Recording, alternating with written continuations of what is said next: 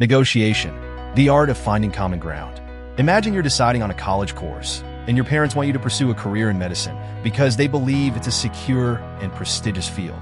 However, you have a passion for graphic design and dream of becoming a professional designer.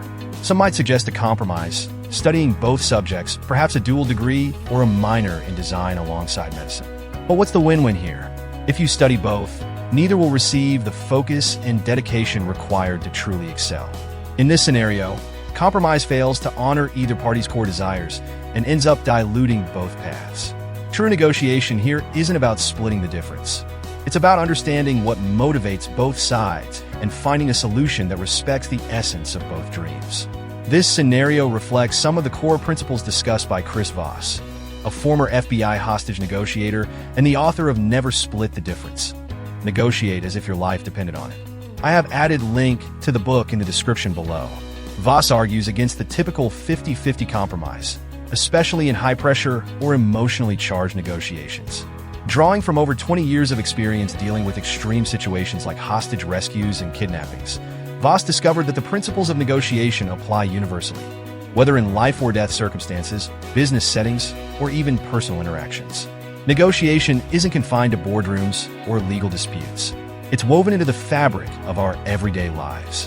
Whether you're trying to convince a coworker to collaborate on a project, negotiating with your boss for a raise, or even discussing how to spend your weekend with a friend, negotiation is an integral skill.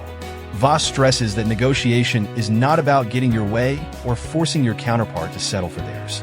It's about uncovering a solution that satisfies both parties. Take, for example, a common disagreement between friends over what movie to watch.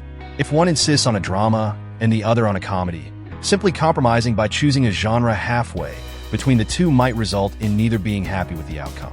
Instead, a creative third way might involve picking a movie that balances both genres, or better yet, alternating choices for future movie nights.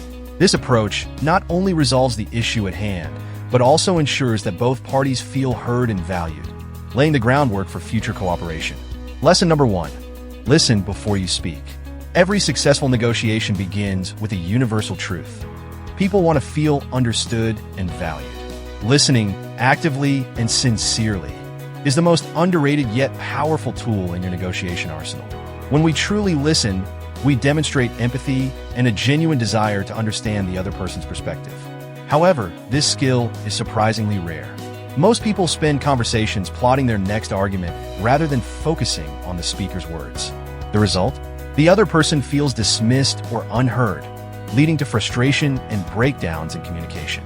Imagine a meeting where one party speaks passionately, only to have their concerns ignored by the other. The ignored party leaves the table feeling disrespected, and the negotiation stalls.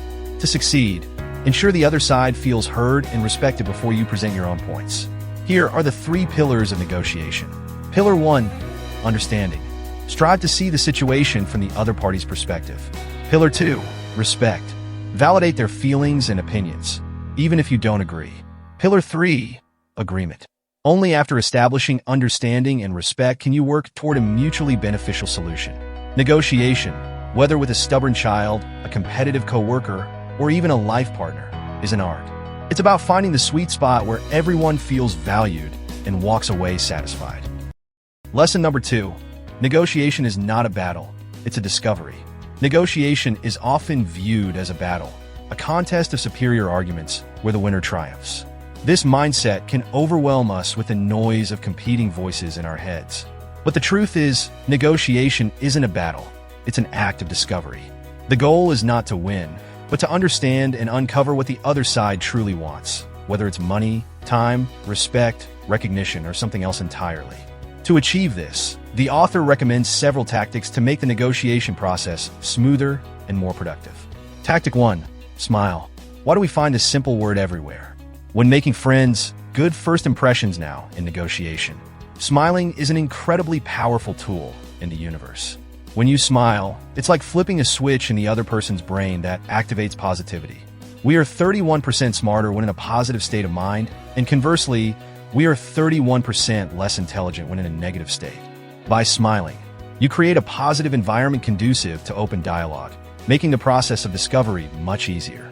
Tactic 2. Mirroring. Mirroring involves repeating the last few words or the most critical words your opponent just said. For example, opponent, I have very high expectations and want more money. You, more money?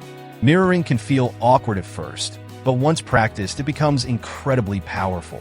It encourages the other party to reveal more information, giving you a deeper understanding of their true needs and desires. This technique is far more effective than asking, "What did you mean by that?" because it prompts the opponent to elaborate further. Once you've mirrored, remain silent for at least 4 seconds. This silence gives your opponent space to continue speaking and often results in them revealing more than they intended. Lesson number 3, tactical empathy. Tactical empathy is the practice of understanding the other person's feelings and mindset and identifying the emotional obstacles that may be preventing agreement. It's about looking beyond the surface to uncover the emotions driving their actions. Once you've identified the emotions at play, the next step is labeling them. Labeling means summarizing what the opponent has said and reflecting it back to them. This makes them feel understood and valued. Labels often begin with phrases like, "It seems like," "It sounds like."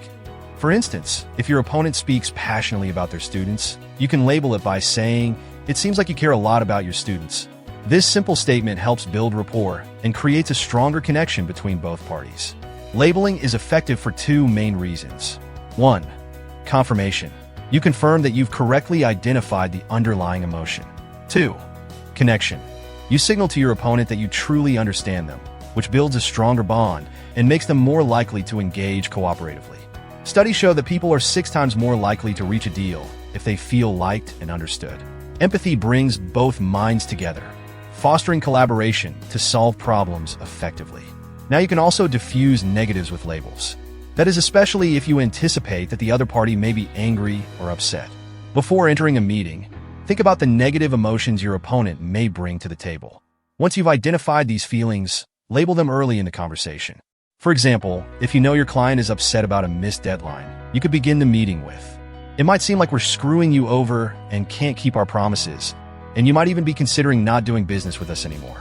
And honestly, you're absolutely right to feel that way." By labeling the negative emotions up front, you immediately defuse the situation. Your opponent will feel that you understand their perspective, which makes them more likely to focus on finding solutions instead of dwelling on complaints. Why does this work?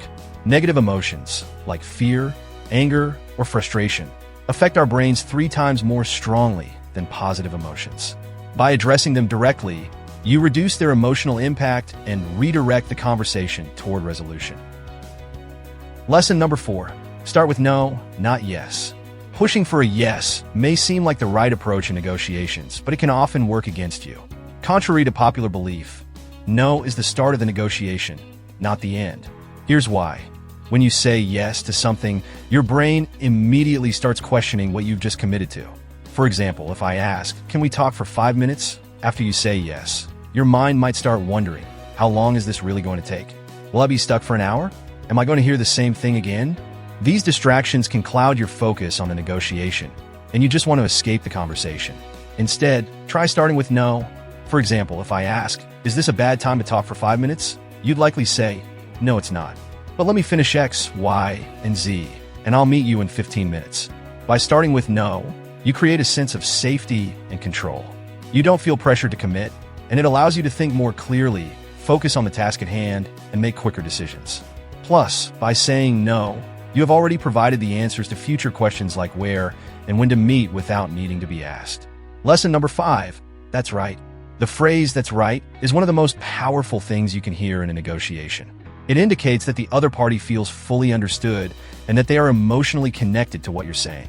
To get someone to say "that's right," you simply need to repeat their words back to them, making sure you accurately capture their perspective.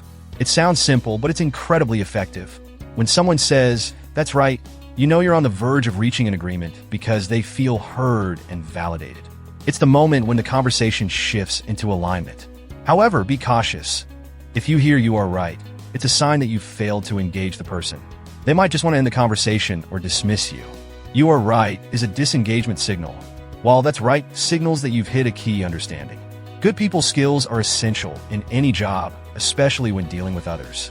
If you want to improve your negotiation and people skills, always strive to understand the emotions and perspectives of those around you. It's one of the most important things you can do for success.